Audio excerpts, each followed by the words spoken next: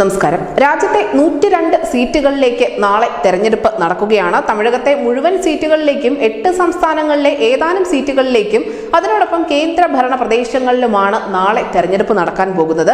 എന്തായാലും ഈ നാളെ തെരഞ്ഞെടുപ്പ് നടക്കാൻ പോകുന്ന സംസ്ഥാനങ്ങളിൽ ഏറ്റവും പ്രധാനപ്പെട്ട 2 സംസ്ഥാനങ്ങൾ രാജസ്ഥാനും അതിനോടൊപ്പം തന്നെ തമിഴ്നാടുമാണ്. നമുക്കറിയാം, തമിഴ്നാട്ടിൽ 39 സീറ്റുകളാണുള്ളത്. അതുകൊണ്ട് തന്നെ ദക്ഷിണേന്ത്യയിൽ ഏറ്റവും അധികം ലോക്സഭാ സീറ്റുകൾ ഉള്ള ഒരു സംസ്ഥാനം എന്ന നിലയ്ക്ക് തമിഴകത്തിന്റെ പ്രാധാന്യം വളരെ വലുതാണ്. 2019 ലോക്സഭാ തെരഞ്ഞെടുപ്പിൽ DMK 38 സീറ്റുകൾ നേടിക്കൊണ്ട് തൂത്തുവാരിയ ഒരു തെരഞ്ഞെടുപ്പായിരുന്നു അത്.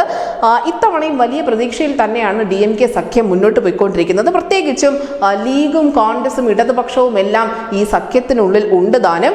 എന്നാൽ ഇക്കുറി BJPക്കും തമിഴകത്ത് വലിയ പ്രതീക്ഷകളുണ്ട്. കാരണം 6 മണ്ഡലങ്ങളിൽ BJP പ്രത്യേകമായി ശ്രദ്ധ പതിപ്പിച്ചിട്ടുണ്ടായിരുന്നു. A ക്ലാസ് മണ്ഡലമായി തന്നെ കണ്ട് പരിഗണിച്ചുകൊണ്ട് കേന്ദ്ര നേതാക്കൾ അടക്കം ഇവിടെയൊക്കെ സജീവമായി തന്നെ പ്രചരണ രംഗത്തും ഉണ്ടായിരുന്നു. പ്രധാനമന്ത്രി നരേന്ദ്രമോദി നിരവധി തവണ തമിഴകത്ത് എത്തിയിട്ടുണ്ട് എന്ന് നമുക്കറിയാം. മാത്രമല്ല, പല ദേശീയ നേതാക്കളെയും അണിനിരത്തിക്കൊണ്ടാണ് വമ്പൻ റാലികൾ BJP ചരിത്രത്തിലാദ്യമായി തന്നെ ഒരുപക്ഷെ തമിഴ്നാട്ടിൽ സംഘടിപ്പിച്ചത്.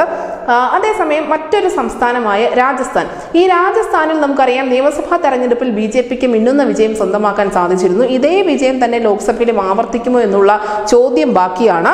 ഇത്തവണ കൂടുതൽ സീറ്റുകൾ പിടിക്കാമെന്നുള്ള കണക്കുകൂട്ടൽ തന്നെയാണ് BJP മുന്നോട്ട് പോകുന്നത്. അതേസമയം നഗൌർ, സീക്കർ മണ്ഡലങ്ങളിലാണ് INDA മുന്നണിയുടെ പ്രതീക്ഷ. BJPയിൽ നിന്നെത്തിയ RLPT നേതാവായ ഹനുമാൻ ബെനിവാളാണ് നഗൌറിലെ INDA സഖ്യത്തിന്റെ സ്ഥാനാർത്ഥിയായി ഉള്ളത്. സീക്കറിൽ CPM ആണ് മത്സരിക്കുന്നത്. ഇതുകൂടാതെ ചുനു, ജുൻജുനു പോലുള്ള സീറ്റുകളിലും കോൺഗ്രസിന് വലിയ പ്രതീക്ഷയുണ്ട് താനും. എന്തായാലും സീക്കർ മണ്ഡലം പലതവണ നമ്മുടെ മലയാള മാധ്യമങ്ങൾ അടക്കം ചർച്ച ചെയ്തിട്ടുണ്ട്. CPMന് വലിയ വേരോട്ടമുള്ള ഒരു സീറ്റാണ്. ഇവിടെ വിജയിച്ച് കയറേണ്ടത് CPMന്റെ അഭിമാന പ്രശ്നം എന്നതിലുപരി അവർക്ക് ദേശീയ പാർട്ടി എന്നുള്ള പദവി നിലനിർത്തുന്നതിന്റെ കൂടി ഭാഗമാണ്. ഇനി ശിവസേന BJP സഖ്യം ഭരിക്കുന്ന മഹാരാഷ്ട്രയിൽ 5 സീറ്റുകളിൽ നാളെ തെരഞ്ഞെടുപ്പ് നടക്കുന്നുണ്ട്.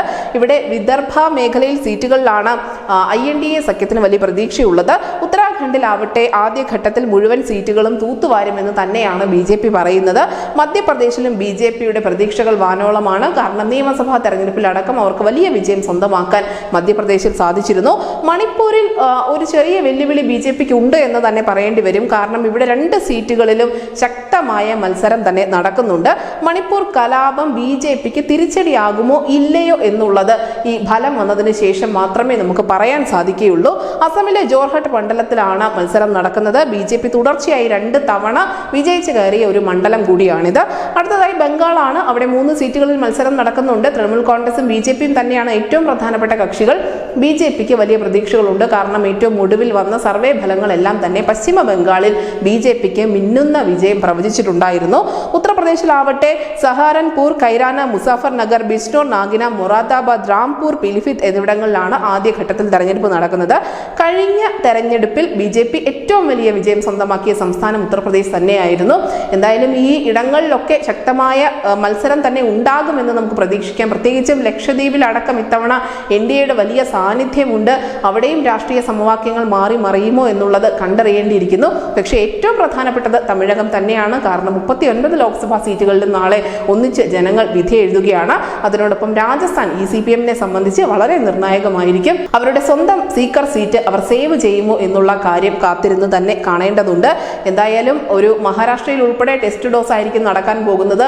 സഖ്യമൊക്കെ പുതുതായി വന്നതിന് ശേഷമുള്ള ആദ്യത്തെ ലോക്സഭാ തെരഞ്ഞെടുപ്പാണ്. പ്രത്യേകിച്ചും NCPയും ശിവസേനയും ഒക്കെ പിളർത്തിക്കൊണ്ട് അവിടെ BJP മുന്നേറുന്ന ഒരു കാഴ്ചയുണ്ട്. ഇതൊക്കെ നേട്ടമാകുമോ കോട്ടമാകുമോ എന്നുള്ളത് തെരഞ്ഞെടുപ്പിന് ശേഷം മാത്രമേ അറിയാൻ സാധിക്കുകയുള്ളൂ.